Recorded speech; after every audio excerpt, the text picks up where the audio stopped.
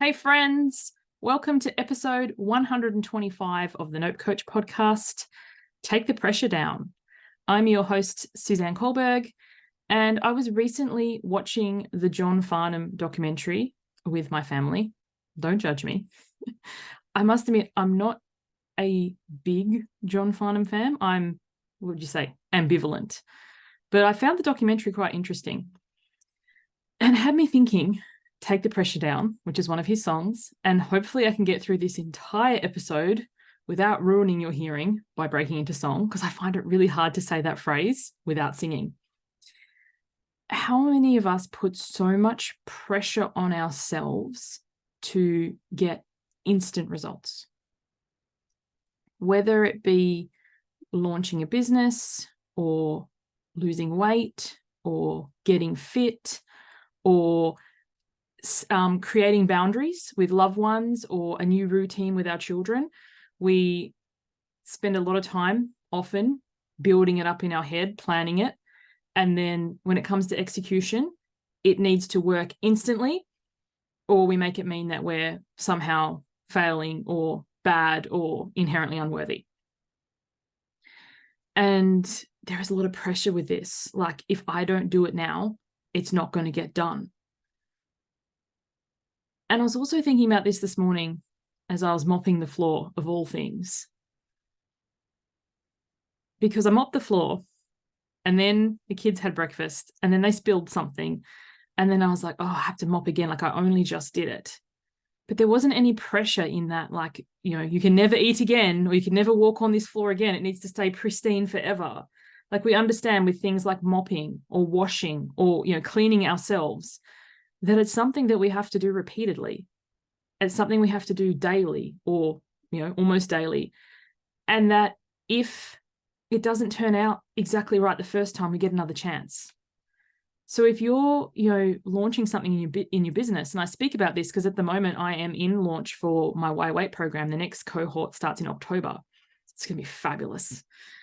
If you're not meeting your numbers, or if you put something out and people don't sign up immediately, and you put a lot of pressure on this one thing to be the thing that's going to work forevermore, and if you do one email and no one responds, it means you suck. To be like, actually, each of these things is just one moment in time. Part of the reason I have a daily podcast is it takes the pressure down for me. And that's the other thing. What takes the pressure down for one person will be pressuring for another. I know for some people, they're like, the whole idea of having a daily show freaks them the fuck out. And they're like, I could never do that. It's too much pressure. But for me, things that I do consistently and daily take the pressure down, because there's not a question of, will I do it today? I won't. It's, have you done it yet? So I respond really well to consistency and daily actions of small things. These shows are all 15 minutes or less. They don't take me a large amount of time, but the consistency to brush my hair and put on a clean jumper and hit record. Other people's show is more of production. They may spend time scripting it. They do their hair, they do their makeup, they make a transcript, they do all sorts of other things. So they do it in a different way. But, what takes the pressure down for you? For me, if I script something, or if I have to do a speech that I've rehearsed, that increases the pressure, because as soon as I miss one word, then the whole thing goes out the window and I have to stop and record and stop and record. It's one of the reasons I do one take, no fake. I just hit record. Sometimes I cough and sneeze and splutter. I apologize for that. Sometimes, you hear random noises in the background. I did one last week. It didn't come through to the mic. I checked it afterwards, but I was recording the episode and I was like, what is that sound? Are my children playing with masking tape? And I don't know. Anyway, when I hit stop and I got out, they were having a Nerf gun fight just outside my office. Thank goodness for the Yeti microphone. You guys didn't hear it. So all this to say, what is the goal that you're currently working on? And I really encourage to say goal singular, because often we'll be like, I want to lose weight, I want to get fit, I want to quit smoking, I want to stop drinking, I want to start a business, I want to find a partner, I want to, because if I don't do it now, it's not going to get done.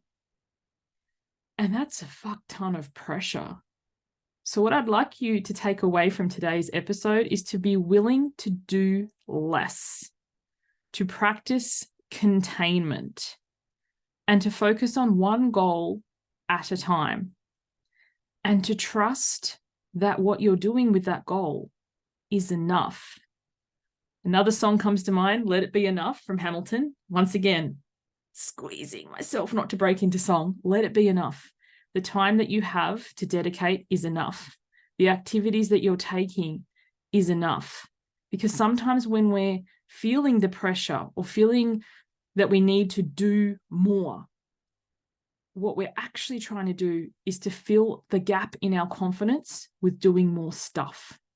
So I know when I'm in launch for a program, as I said before, I'm in launch for Why Wait right now, I can be like, oh, I could record extra podcasts. I could run some trainings. I could do some workshops. I could guest on other shows. I could do more social media posts. I can send more emails. That's a fuck ton of pressure. That sounds exhausting. And I wouldn't want to be on the receiving end of all of that. So when you make a plan to move towards your goal, trust that the plan you have is enough. Let it be enough. And don't wait till the plan is perfect to start actioning it. Pick the smallest thing and just start. If your room is cluttered, if you look like, oh my goodness, I could be, on an episode of Hoarders with this, you don't need to clear out everything on the day. You can be like, I'm going to start with that shelf. I'm going to start with that drawer. I'm going to start with making enough room that I can get the door open fully so I can get into the space. If you're wanting to release weight, you don't need to overhaul your eating, your exercising, your drinking, your water consumption, your sleeping all at once. That's not sustainable. That's not taking the pressure down. That's ramping the pressure right up. What's the easiest thing for you to maintain? For me, it's always, oddly as it sounds, my vitamins. Like making sure that I'm nourishing my body, adding in more good things rather than cutting out bad things. For my business, it's the consistency of this podcast. It goes out daily. I let it be enough. And I don't put the pressure on any one episode to perform. I trust that the cumulative effect, the compound interest of the many episodes will add up and it will be enough. When I'm setting a new boundary with my children about, very recently we did one about social media time because I realized that, it was getting out of hand. As much as I wanted to, if I don't get it done now, it will never get done, and to really enforce this stringent thing and going from all the time to you can have 30 minutes a day, I knew that wasn't going to be sustainable. I knew that was going to make everybody unhappy. So, decreasing the amount of time. If you're wanting to go to bed earlier, if you're currently staying up to midnight or 2 a.m. and you ideally want to be in bed by 9:30 or 10, you don't go from 2 a.m. to 10 p.m. That's a lot of pressure. It's staging it back by 15 minutes. I'm going to be in bed by 1:45. I'm going to be in bed by 1:30. So if you need some help to take the pressure down without singing lessons from John Farnham, I really encourage you to come and join the Why Wait program. We take the big goals and we break them down into sustainable daily actions. And then we support and encourage each other when we invariably drop off the wagon. I really can't stand the wagon analogy, but everyone relates to it. When we fall off the wagon, when we drop the baton, when everything gets too hard, the smallest, most sustainable way to take that next step to get back on track is what we do in the program. We also talk about resistance, because the thing is, if it was as easy as making the plan, breaking it down into small steps and following it through, none of you would be listening to this show. This show would be redundant. But the thing is, we all know what to do. We just don't do it. So one of the key modules in Why Wait is about the resistance, about the perfectionism, about the procrastination, about meeting our inner victim and our inner martyr and our judge and navigating those things. It's also about how to feel our emotions, not shove them down with food or alcohol or spending or shopping or working or over-exercising or whatever it may be. Feeling our emotions, allowing them move through our bodies, and to celebrate ourselves. Because the thing is, I don't know about you, but as an adult, I find we don't celebrate each other all that much.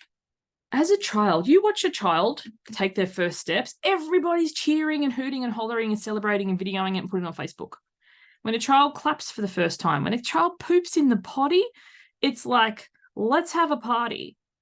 But as an adult, if you do something, it's like, oh, You don't be too big for your bootstraps. Or in Australia, we have this thing called tall poppy syndrome. I don't think it's a phrase that's used around the world. So a tall poppy syndrome is you see somebody doing really well and you cut them down. Oh, it's because she has all this support. It's because she has the money to spend on this. It's because she doesn't work. It's because she has kids. It's because she doesn't have kids. Like, you know, tall poppies, you cut them down, bring them down to the size. It's like that crabs in the bucket experiment. If one crab tries to climb out, all the other crabs pull them down. We do that to adults. Where does that shift? I have to really contemplate this, because with children, we're excited about everything. We get awards about everything, we get stickers about everything, we celebrate everything. But as an adult, it's like, don't brag. Don't be too on yourself or up yourself, or whichever way you want to look at it. And it's like taking the pressure down that not every single thing needs to perform, but also, you know, in why wait, it's finding that space that you can celebrate and be celebrated and witnessed and not have to worry about being torn down, taken down, anything like that. So the next cohort of Why Wait kicks off in early October. The prices are on the website. I would say it on the show, but I realize people might find these shows in the future and the price can change from round to round. It doesn't always, but sometimes it can. So I'm 100% in favor of price transparency. I can't stand if I go on a website, I don't know how much something is. It's like, for fuck's sake, put the price there. So the price is there. It's in Australian dollars. So, you know, if you are in other countries, you might get a bargain. And what's a bargain anyway? Honestly, it's an amazing program. The October cohort will go for 10 weeks. We will cover, you know, daily actions, breaking our goals down, resistance, emotions, boundaries, plus much, much more. All the details you can find on my website, SuzanneCulberg.com. And if you have any questions, then you can always book a time in to have a chat about the program with me, and details of that are on the website. Thank you so much for listening. I hope that you are taking the pressure down, and I'll catch you on the next one. Bye for now.